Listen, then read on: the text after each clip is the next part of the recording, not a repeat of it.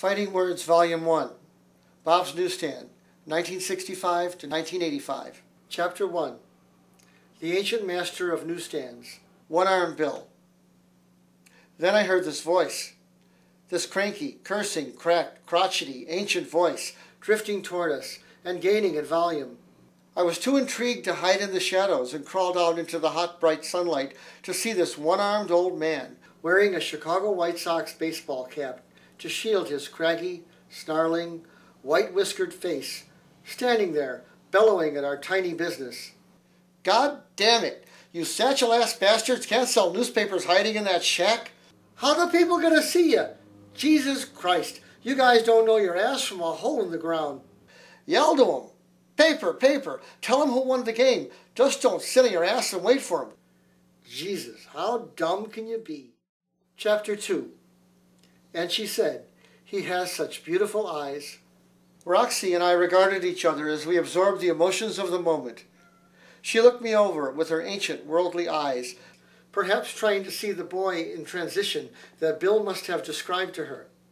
With my shaggy hair, wrinkled shirt, baggy jeans, and dirty sneakers, it may have taken more effort for her than it was worth to see the jewel inside that I knew Bill felt me to be. I was molded by him. My mind was filled with all his experience from 60 years ago when he owned a newsstand on this same corner where my newsstand is now, in 1908. Much more than met the eye, but maybe not right now, to Roxy Van Tellinger.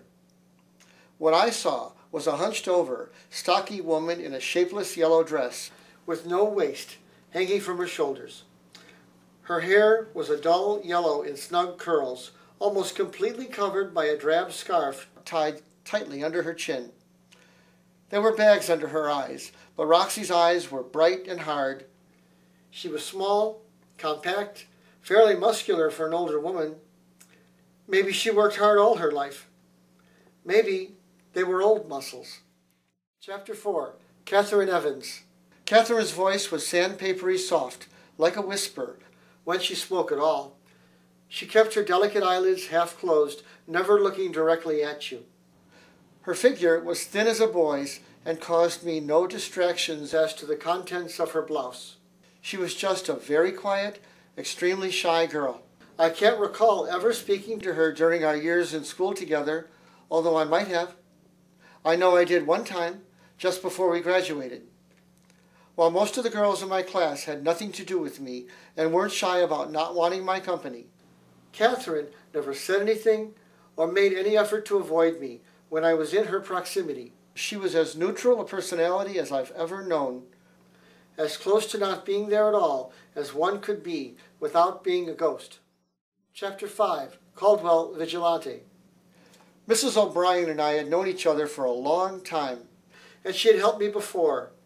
She knew something about my troubles in that school and never added sharp words to the pain that I was already in. She was one of the good ones in that cold place. When she was finished, she demanded to know what had happened. Who caused this? She wanted names. No names. Some other kid might have gone to the principal and turned the son of a bitch in for whatever punishment they would have thought appropriate for such a vicious act. Some other kid might have sat there sobbing in the playground and gotten himself sent home to his mother. Not a very good idea in my case. But I wasn't some other kid. This soon-to-be very sorry, brainless punk had fucked with the wrong 12-year-old. Chapter 14. Flowers for the Godfather, Part 2, or The Other Shoe Drops. My name is Dominic Sorrento. I am the nephew of Mario Bianco, whom you may remember. He requested that I give you a call to see if you would help me with my problem. I stood up from the chair at my desk, bracing myself for whatever would follow, knowing that this was not a social call, knowing that I was compelled to cooperate with whatever this man required. The vivid image of the two terrorized City of Chicago employees who fled my newsstand in a panic at the very mention of Mario Bianco's name was still very fresh in my memory. No would not be an option to Mr. Sorrento's request.